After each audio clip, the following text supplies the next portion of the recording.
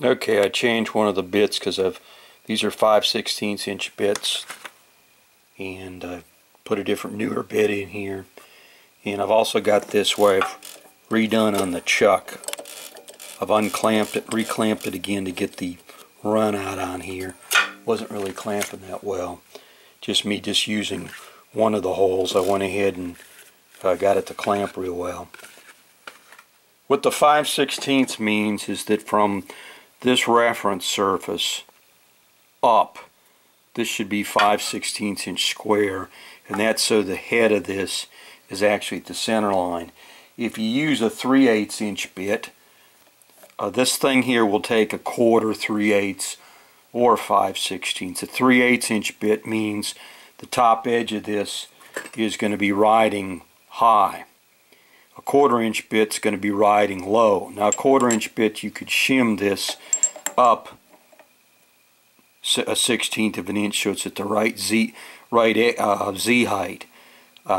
If you're machining something way the heck out here, away from the large radius, it doesn't make that much difference. But if you get in real close, you don't want to have a bit that's basically riding high or riding low. So the reason this 7x10 mini lathe, they say, like at Harbor Freight, they use 7/16 inch or 5/16 inch bits, is because that's to where from this height here up, this is 5/16 inch square, that it meets the center line of the object you're turning.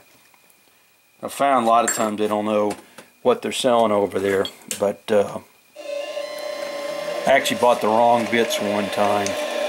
Now here I'm going to go through, since I've got this on here, you can see that the one problem is if you go over close,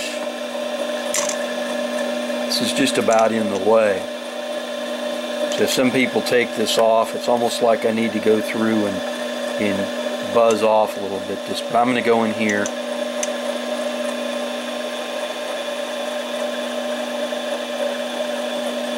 Just touch the aluminum.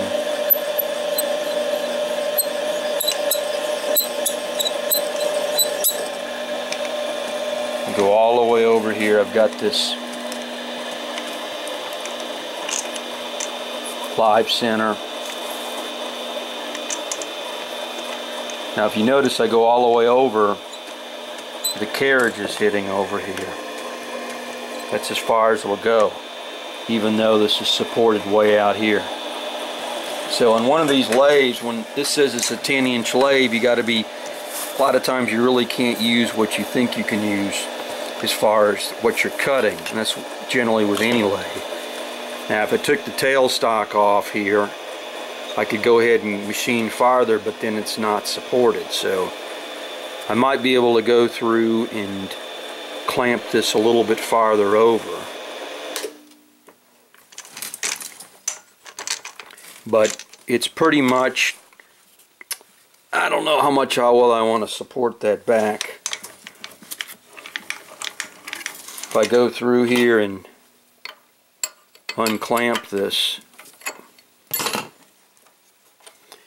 I don't really want to have this not well supported. In fact, that's the end of the toggle there.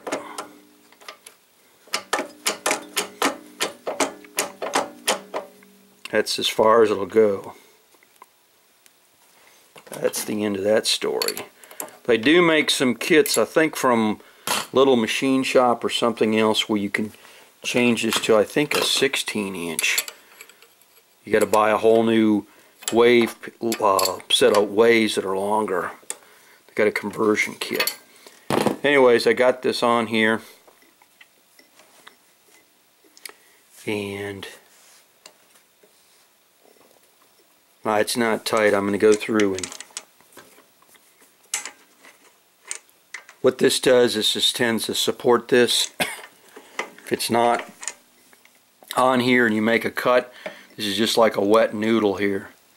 So by going through and putting a little bit of pressure on there, you gave this a huge amount of support. That's why I took this edge and machined that off so it's got a good thing.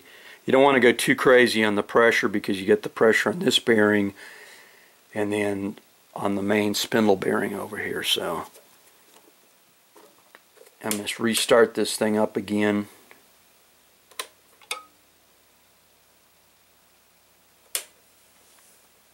I always forget about this.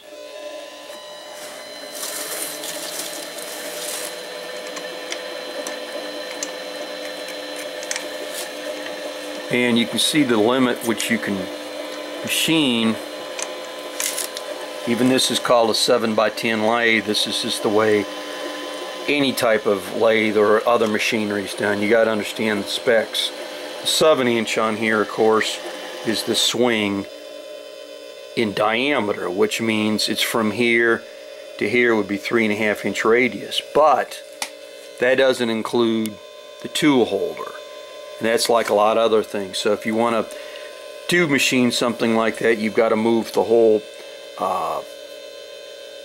tool holder out here, and you're machining just on the edge on that. You can machine something that big in diameter, but you're not going to be able to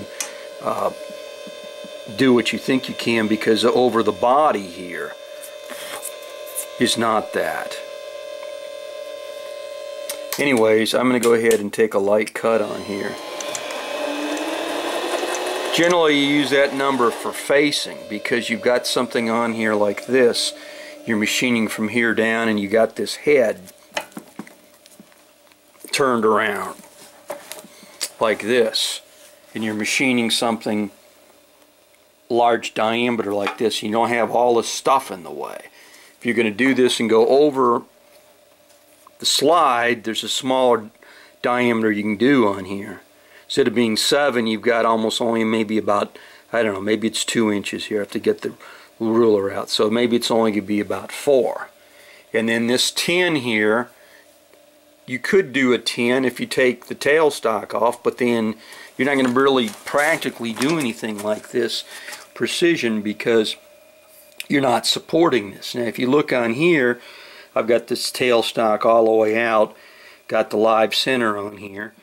You're only really getting around, say, about 6 inches or something, even though it's a 10, and that's how the specs are in a lot of things. It's not any lying, it's all lathes are like that.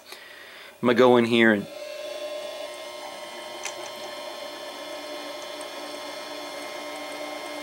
you can see I'm starting to take a slight cut there.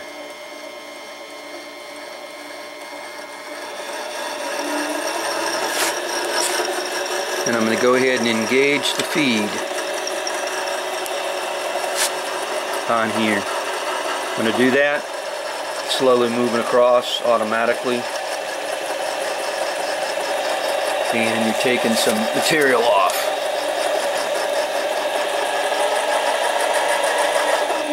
Now, when it's doing it, I'll slow it way down. It's not taking continuously around because this is just the first cut. This is just a piece of aluminum off a piece of lawn furniture I was throwing away. Notice this is not rotating. That's for cutting threads. And since I've engaged this, it's going through and grabbing the carriage. Now, you got to be careful when you get to the very end here. You got to pull this off so you don't crash the thing into the end of the chuck. Spin this up a little bit. I'm not really taking hardly any off.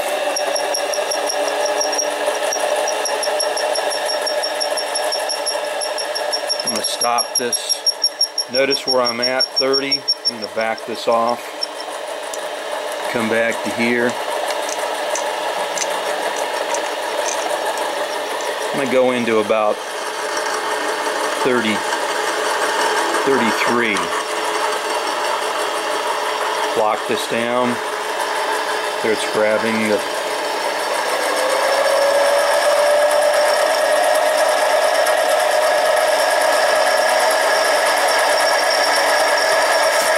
now when it goes to the part I haven't machined yet, it's going to go ahead and change to probably a little bit on the what it's cutting because I've already taken a prior cut here.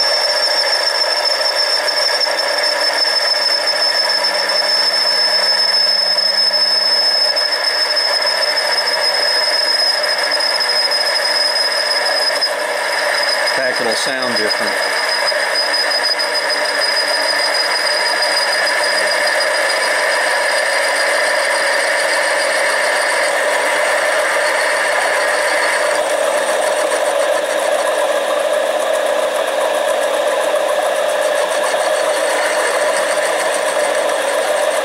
See there, it's got a little discontinuity.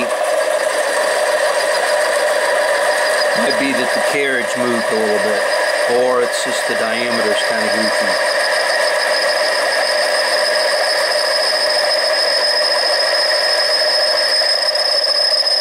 Ideally, this bit should be choked up as close as you want to get to it, and not make sure you hit anything over here on the chuck. That's just so it's not flopping around in the breeze as much.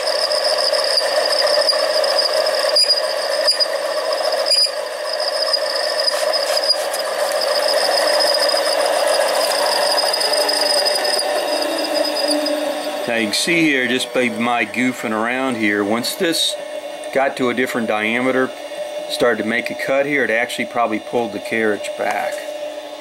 I go back and move this off some.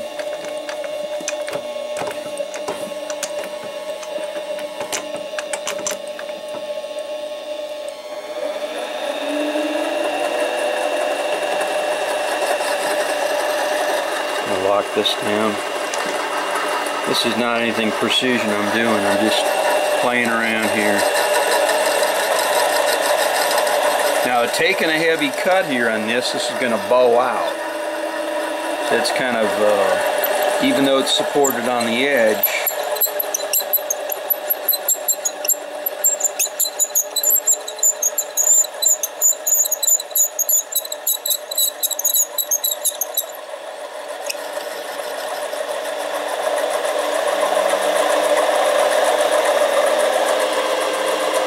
take a little bit higher cut.